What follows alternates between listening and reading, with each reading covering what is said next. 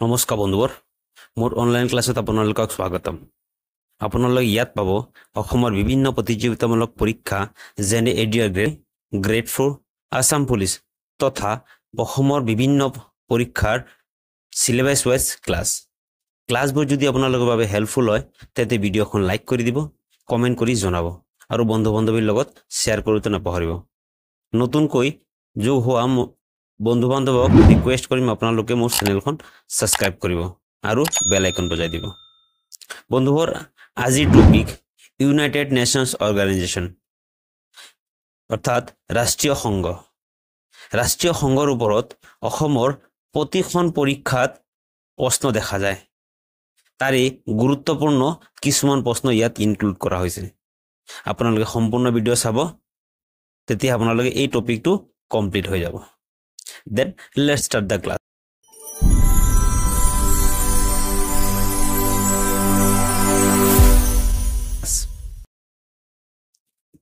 প্ৰথম প্ৰশ্ন ৰাষ্ট্ৰসংঘ কেতিয়া স্থাপন হৈছিল very important প্ৰশ্ন চাৰিটা বিকল্প আছে তাৰিখ শুদ্ধ উত্তৰ হ'ব অপচন বি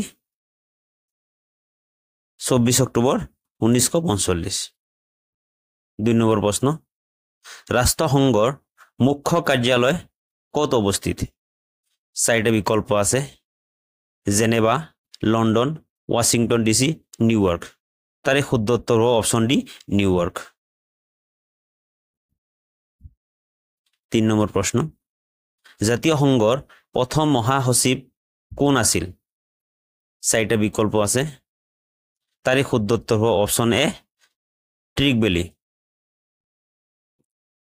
4 নম্বৰ প্ৰশ্ন বৰ্তমান ৰাষ্ট্ৰসংঘৰ মহাসচিব কোন চাৰিটা বিকল্প আছে তাৰিখ শুদ্ধ উত্তৰ হ'ব option D Antonio Guterres 5 number প্ৰশ্ন ৰাষ্ট্ৰসংঘৰ অংগ কেইটা চাৰিটা বিকল্প এ 6 4 5 7 তাৰিখ শুদ্ধ উত্তৰ হ'ব অপচন এ 6টা বৰ্তমান ৰাষ্ট্ৰসংঘৰ মুঠ সদস্য সংখ্যা কিমান চাৰিটা বিকল্প আছে তাৰিখ শুদ্ধ উত্তৰ হ'ব অপচন ডি 193টা 7 নম্বৰ প্ৰশ্ন ৰাষ্ট্ৰসংঘৰ স্থায়ী সদস্য সংখ্যা কিমান চাৰিটা অপচন আছে তাৰিখ শুদ্ধ উত্তৰ হ'ব অপচন এ 5টা দি আছে আমেৰিকা ফ্ৰান্স ৰুছ চীন আৰু ইউকে বন্ধুবোৰ এবিলাক নোট কৰি ল'ব আপোনালোকে 8 নম্বৰ প্ৰশ্ন তলত দিয়া কোনটো দেশ ৰাষ্ট্ৰসংঘৰ স্থায়ী সদস্য নহয় আমি মাত্ৰ চাই আহিলো এবিলাক হ'ল 5টা স্থায়ী সদস্য ইয়াত কি নাই আমেৰিকা ভাৰত ৰুছ চীন চাৰিটা অপচনৰ ভিতৰত শুদ্ধ উত্তৰ অপচন বি ভাৰত কাৰণ ভাৰত স্থায়ী সদস্য নহয় 9 নম্বৰ প্ৰশ্ন ৰাষ্ট্ৰসংঘৰ অস্থায়ী সদস্য সংখ্যা কিমান বিকল্প দি আছে 4টা 10টা 12টা 15টা 5টা তাৰিখ শুদ্ধ উত্তৰ অপচন এ 10টা 11 নম্বৰ প্ৰশ্ন ৰাষ্ট্ৰসংঘৰ অস্থায়ী সদস্যৰ কাৰ্যকাল কিমান দিনৰ থাকে 4টা বিকল্প আছে 4 বছৰ 5 বছৰ 2 বছৰ 1 বছৰ তাৰিখ শুদ্ধ উত্তৰ অপচন সি 2 বছৰ বন্ধুবোৰ ভিডিওখন যদি আপোনালোকৰ বাবে হেল্পফুল হয় লাইক কৰি দিব আৰু মোৰ চেনেল সাবস্ক্ৰাইব কৰিব 12 নম্বৰ প্ৰশ্ন ৰাষ্ট্ৰসংঘৰ সুৰক্ষা পৰিষদ মুঠ সদস্য সংখ্যা কিমান সুৰক্ষা পৰিষদত অস্থায়ী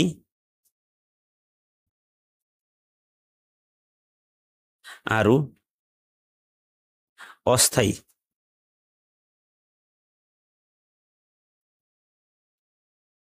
স্থায়ী আৰু অস্থায়ী সদস্য মিলি সুৰক্ষা পৰিষদ হয় তাৰ মানে 10টা আৰু 5টা মিলি 15টা শুদ্ধ উত্তৰ হ'ব 13 নম্বৰ প্ৰশ্ন ৰাষ্ট্ৰসংঘৰ কাৰ্যালয় ভাষা কি 4টা বিকল্প আছে তাৰিখ শুদ্ধ উত্তৰ হ'ব অপচন বি ইংলিছ আৰু ফ্ৰেঞ্চ 14 নম্বৰ ৰাষ্ট্ৰসংঘৰ দিৱস বছৰৰ কোন দিন পালন কৰা হয় আমি দেখিছোঁ ৰাষ্ট্ৰসংঘৰ দিৱস পালন কৰা হ'ব 4টা অপশ্যনৰ ভিতৰত 24 অক্টোবৰ, কাৰণ 24 অক্টোবৰ 1945 চনত ৰাষ্ট্ৰসংঘ স্থাপন হৈছিলে। সেইদিনাই ৰাষ্ট্ৰসংঘ দিৱস হিচাপে পালন কৰা হয় প্ৰতি বছৰ। 15 নম্বৰ প্ৰশ্ন, ৰাষ্ট্ৰীয় সংঘৰ মহাসভাৰ প্ৰথম মহিলা অধ্যক্ষ কোন আছিল? 4টা বিকল্প আছে, ইন্দিৰা গান্ধী, বিজয়লক্ষ্মী পণ্ডিত, মেডাম কিউৰী। এটাও নহয়, তাৰে শুদ্ধ উত্তৰ হ'ব অপশ্যন বি, বিজয়লক্ষ্মী পণ্ডিত। 16 নম্বৰ প্ৰশ্ন, কিমান চনত ভাৰত ৰাষ্ট্ৰসংঘৰ সদস্য হয়? 4টা বিকল্প দিয়া আছে, 1950, 1947 চন, 1945 আৰু 1971। তাৰিখ শুদ্ধ উত্তৰ হ'ব অপশ্যন চি, 1945 চন। 17 নম্বৰ প্ৰশ্ন, ৰাষ্ট্ৰসংঘৰ মুঠ অফিচিয়েল ভাষা কেইটা? তাৰিখ অপশ্যন 4টাৰ ভিতৰত শুদ্ধ উত্তৰ হ'ব অপশ্যন বি, 6টা। English, France, Chinese, Russian, Spanish আৰু এৰেবিক। 18 নম্বৰ প্ৰশ্ন, তলত কোনটো ৰাষ্ট্ৰসংঘৰ ভাষা নহয়? English, Hindi, Russian, Arabic. 4টা বিকল্পৰ ভিতৰত শুদ্ধ উত্তৰ হ'ব হিন্দী। হিন্দী ভাষা ইয়াত নাই। English, France, Chinese, Russian, Spanish, Arabic, Hindi নাই। 19 নম্বৰ প্ৰশ্ন, ৰাষ্ট্ৰসংঘত প্ৰথমবাৰ কোনে হিন্দীত ভাষণ দিছিল? 4টা বিকল্প আছে, নৰেন্দ্ৰ মোদী, বাজপেয়ী, জৱাহৰলাল নেহৰু, ইন্দিৰা গান্ধী। তাৰে শুদ্ধ উত্তৰ হ'ব option B, Atal Bihari Vajpayee. 20 number প্ৰশ্ন আৰু আজি ভিডিঅ' শেষৰ প্ৰশ্ন। বন্ধুবোৰ, আপোনালোকে ইয়ালৈকে যদি চাইছে মোৰ ভিডিঅ'খন লাইক কৰি দিব, কমেণ্ট কৰি জনাব কেনেকৈ লাগিছে ভিডিঅ', আৰু আপোনালোকে কোন টপিকৰ ওপৰত নেক্সট ভিডিঅ' বিচাৰে মোক কমেণ্টক জনাব, আৰু মোৰ চেনেল ছাবস্ক্ৰাইব কৰি দিব। সৰু এটা চেনেল গ্ৰোথ কৰাৰ অলপ হেল্প কৰিব।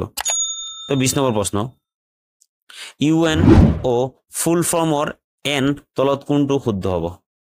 National, nations, nation, normal. 4টা বিকল্পৰ ভিতৰত শুদ্ধ উত্তৰ হ'ব অপশ্যন বি, নেশ্যনেল। সম্পূৰ্ণ ভিডিঅ' চোৱাৰ বাবে ধন্যবাদ আৰু জয় অসম।